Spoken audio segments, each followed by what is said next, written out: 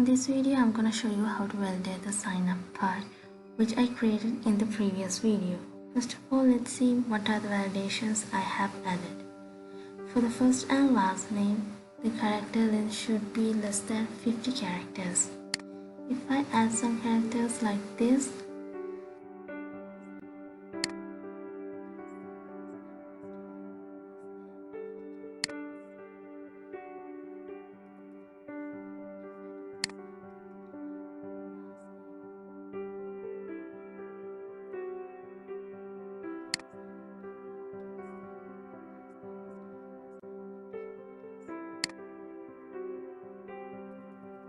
you go to the email part. If you remove this sign at the red sign, then it will be an invalid email.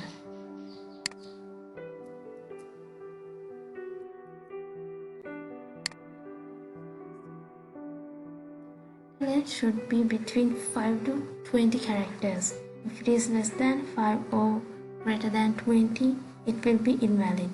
Here I have added only 3 characters, and when I click the sign up button, you can see password must be between 5 to 20 characters. And click, same thing will display.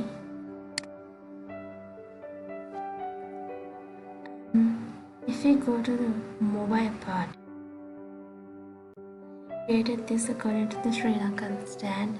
So the beginning it should start with Note 7, and for the third number we can't add 3 and 9 because in Sri Lanka it's not available. And for the gender part, didn't add any validations. Simply we can choose any gender and just click the button. Then you can see successfully we sign up. Now let's see how the coding part is.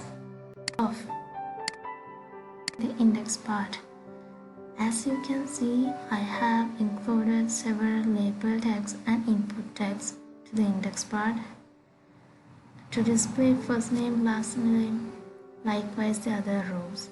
And for the each and every input tag, I have given an ID. This is a must part because in JavaScript, we take the values through these IDs.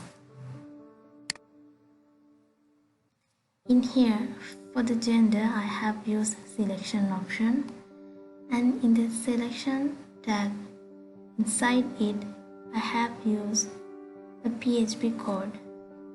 First of all, we link our page to the connection PHP part. Through this, our page will connect to the database, and then I have added a query. From this, select all from gender query. We take all the data from gender table. Here, as you can see, this is the gender table, and I have inserted 2 values and ID also. And after that, I have used for loop to take that value, and in this PHP part, we take the ID and gender name from that table. Now let's go to the JavaScript part, and here you can see, as I told before, we take the values through these IDs and assign them to these variables. And from this sentence, we take all these values to a form. And this part is display after successful notification. And from this part, after the displaying of success notification, all the values will go to the sign up process part, this page. From this sentence, request.send form, we're sending all the data as a form, to the sign up process part. Here's the sign up process page. As you can see, first of all, as before, we connect our page to the database through this connection page, and after that again we take the values from JavaScript part and assign them to these variables, and from here we start our conditions and validations. From this sentence, first of all, we are checking whether the first name is empty. If the first name is empty, we will display please enter your first name. Echo means the thing which we display, and if we complete this part, we will go to the second condition. In the second condition, we will check whether the string length. This part means the length of the character. It means the character length of first name is greater than 50, then we will display first name must have less than 50 characters.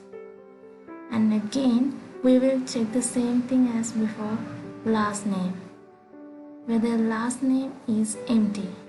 If it is so, then we will display please enter your last name. And after completing that condition also, then we will go to the string length of the last name also. We are checking whether it is also exceeded 50 characters or not. If it is exceeded 50 characters, we will show last name must have less than 50 characters. And after that, we will go to check whether the email is empty or not. We go to this part after completing all these conditions. If one of these conditions is not completed, even though we go to this part, these notifications will show. So first of all, we are checking email is empty or not. If it is empty, we will show please enter your email. And here we are checking whether the email has less than 100 characters or not. If it is greater than 100 characters, we will show email must have less than 100 characters. Here, this is the filter part. We are adding filters through this line. We are checking whether the email is up to standard quality. For that, we use this filter validate email part.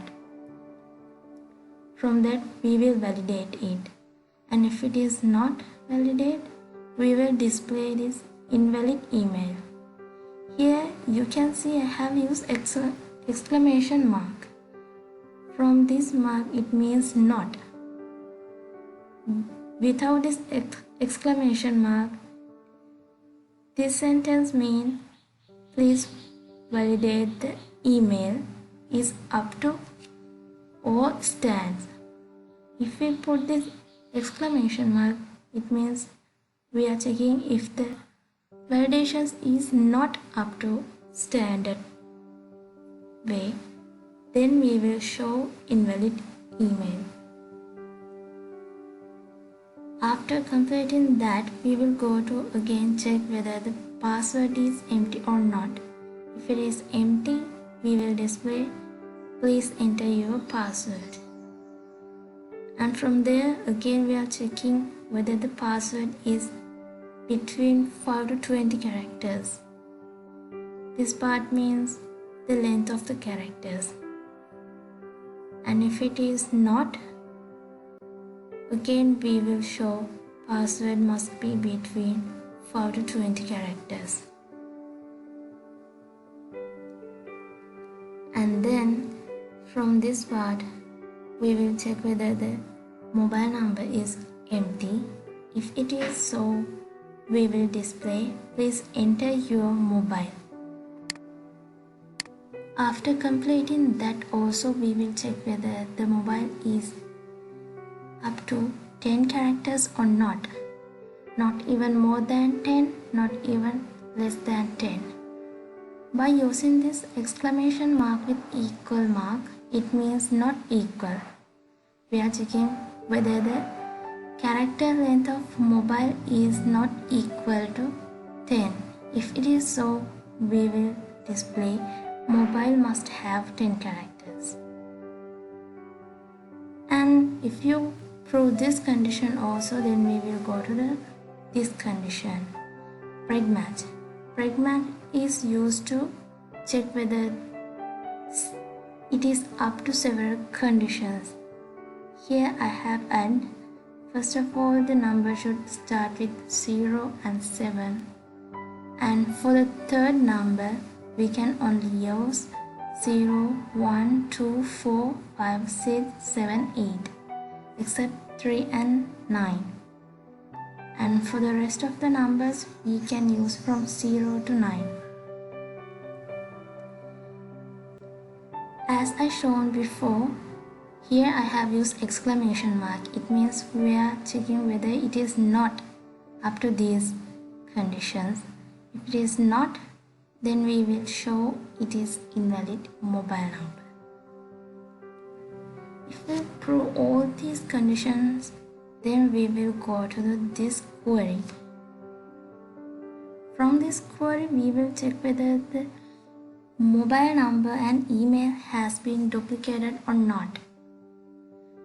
Because some people use the same email and mobile number several times to sign up.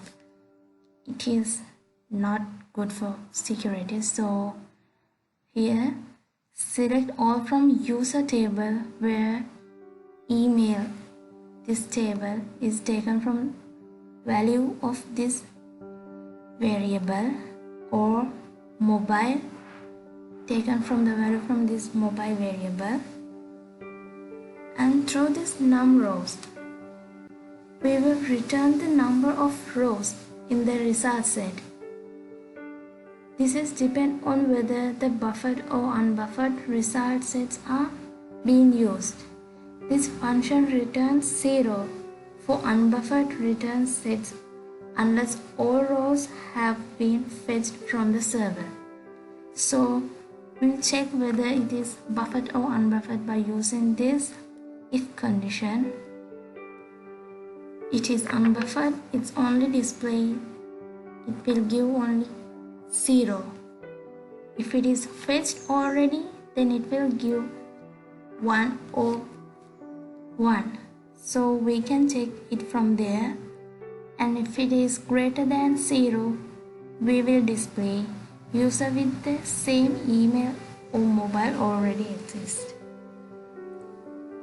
If it is not, it means we successfully sign up to the system, and now we will check whether date time zones are up to real time. From this we will check the time is matching with the time zone, and from this part we will check it is up to this format. Date is up to this format. First of all, year, month, day, hours, like that way. And after that, from this query we will enter our values to the database. First of all, we will write the table names and then the variables which we take the values. After all these things happen, the system will show success. This notification is shown only after completing all these steps. So this is how I add validations to the sign up part. Thank you so much for watching. See you in the next video.